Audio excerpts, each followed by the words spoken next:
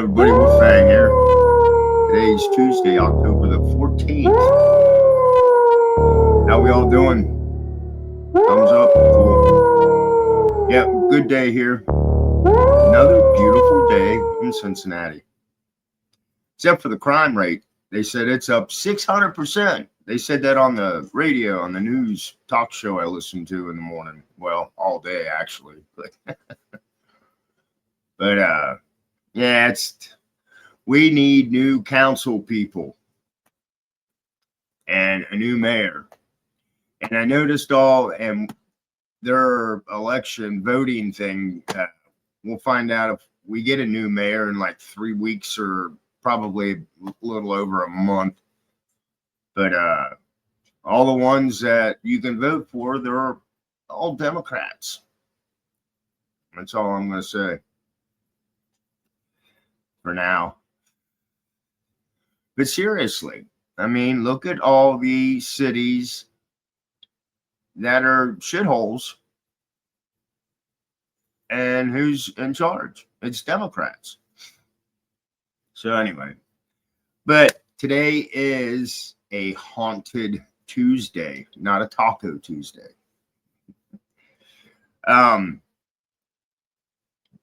Do you guys believe in haunted houses? I mean, a real haunted house, not the one you go pay $20-$30 for to walk through. Or 15. I just saw one on TV. But yeah, there's all over the state of Ohio. There are real haunted houses, and some of them you can actually see, or even prisons for that fact.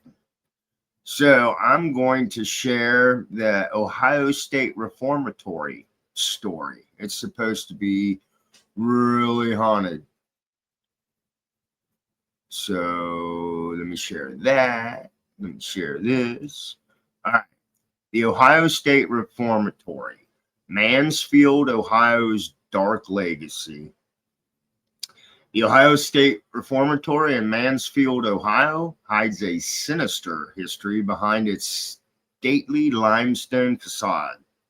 Originally built as a reformatory for young, first-time offenders, Ohio State Reformatory devolved into one of the most inhumane prisons in the United States.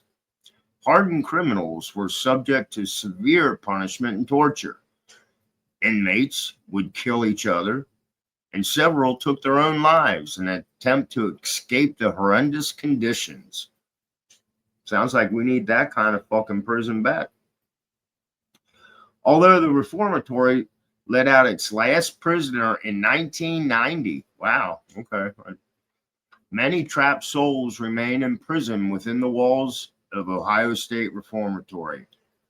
The OSR is considered one of the most haunted prisons in the world.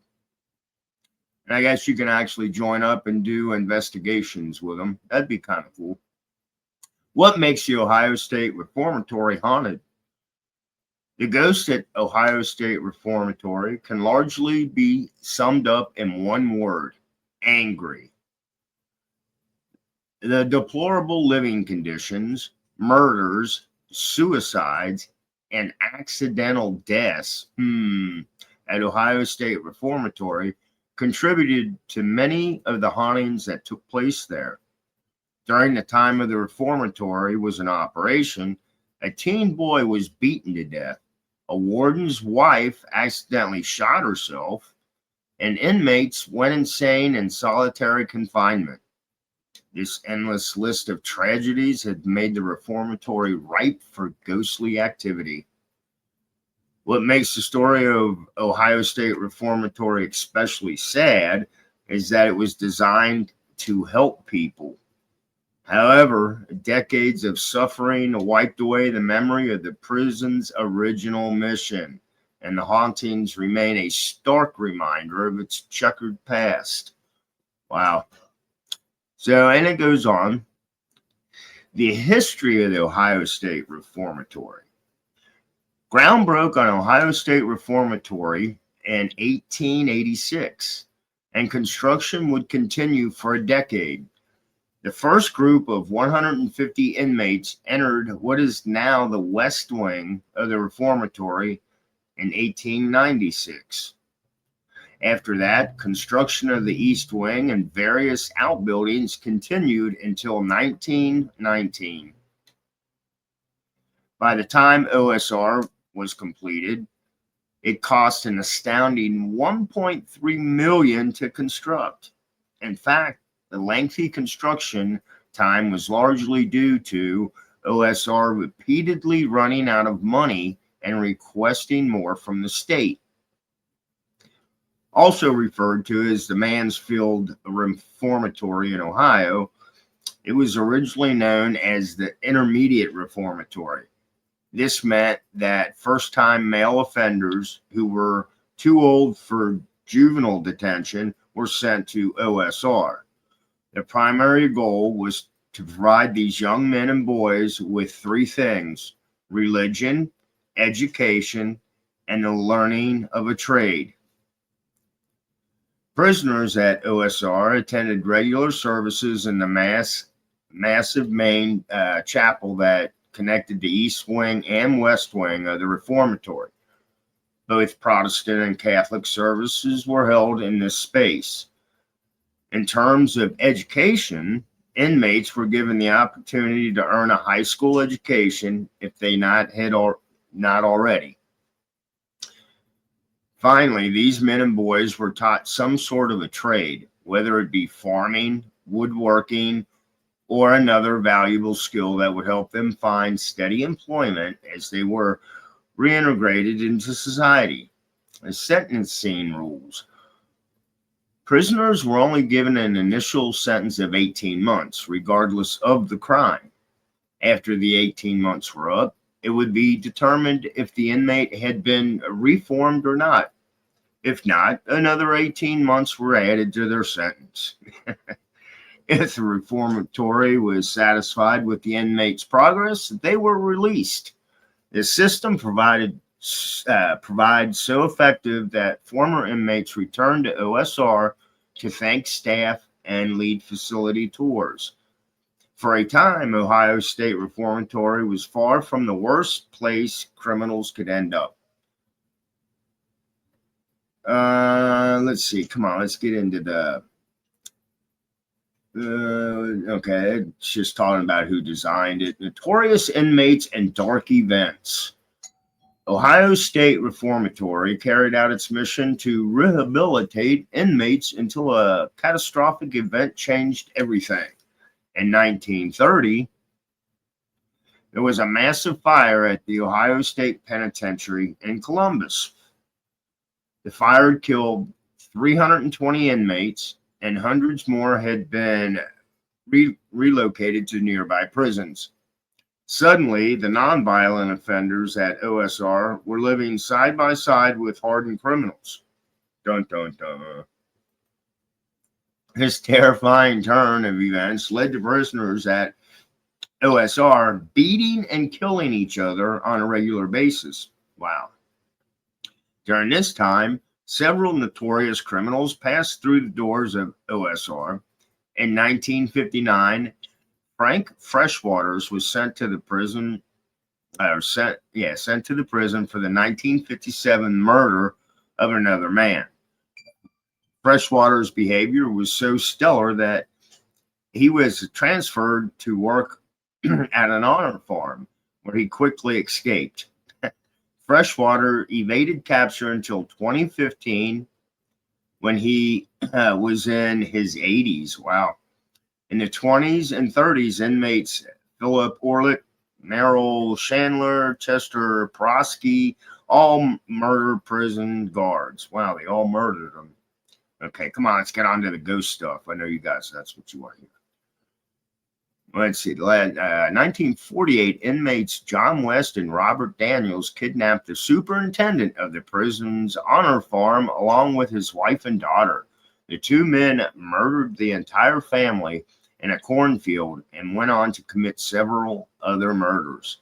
West was subsequently shot to death by police, and Daniels was sent to the electric chair.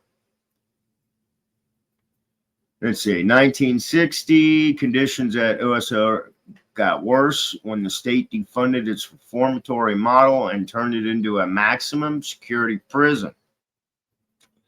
There were more killings among the inmates, and guards began inflicting harsh punishments and torture. Inmates would be beaten with hoses. I'll beat you with a rubber hose. Placed in solitary confinement for days on end and in sweltering heat, and subject to an electro-torture device known as the butterfly.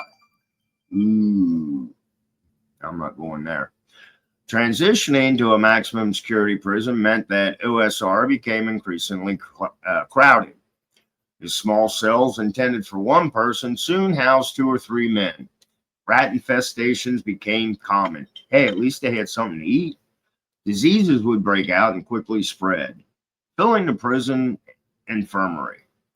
There were often so many sick inmates and so few staff members that the inmates would die from neglect. Suicide became an increasingly common way to escape the horrors of Ohio State Reformatory. In 1978, the Council for Humane Dignity aided inmates in filing a lawsuit against OSR for the deplorable living conditions. The inmates won the lawsuit, and regulations were passed that no more than 500 men could be incarcerated at OSR at a single time. So they celebrated with cake and candles.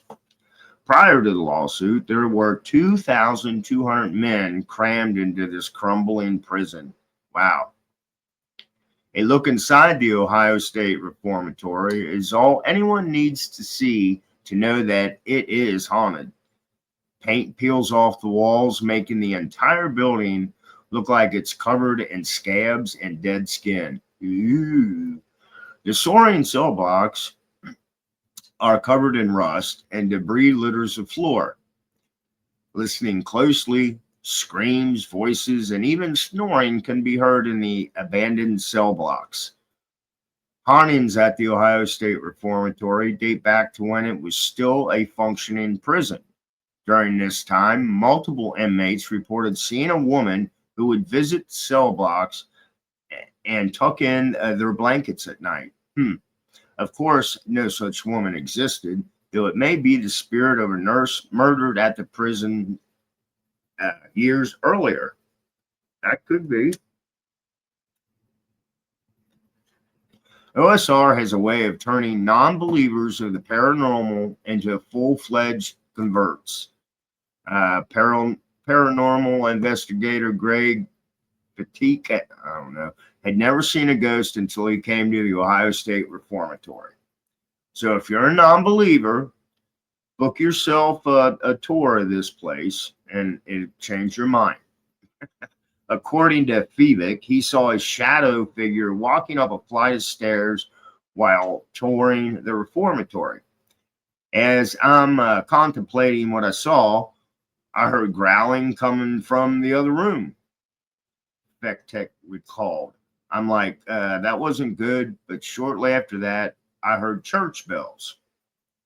You probably ate some mushrooms before you walked in there. One of the saddest stories to come out of OSR that did not involve prisoners was the death of the warden's wife. Arthur Glakey was the longest serving warden to serve at OSR. He served from 1935 to 1959 and lived there with his wife Helen, who met an untimely and violent death. One day in 1950, Helen was in their closet getting something from her jewelry box when a handgun accidentally discharged and shot her. Helen initially survived but died 3 days later after developing pneumonia in the hospital. Arthur continued serving as warden and living in the prison even after his traumatic event. Arthur eventually dropped dead of a massive heart attack in his office in 1959. Since the deaths of Arthur and Helen, there have been reports of a woman in the warden's living quarters. The woman is seen in the bedroom and is visibly distressed. She will even tell people that she's not dead. This is believed to be Helen's restless spirit, who is unable to move on from her shocking death. Considering that Helen can communicate and be seen by the living, this is an especially intelligent haunting. So, would you go to this reformatory, Mansfield Reformatory in Ohio? That would be kind of cool to check out, I think. I'll have to look into that a little more. That's it.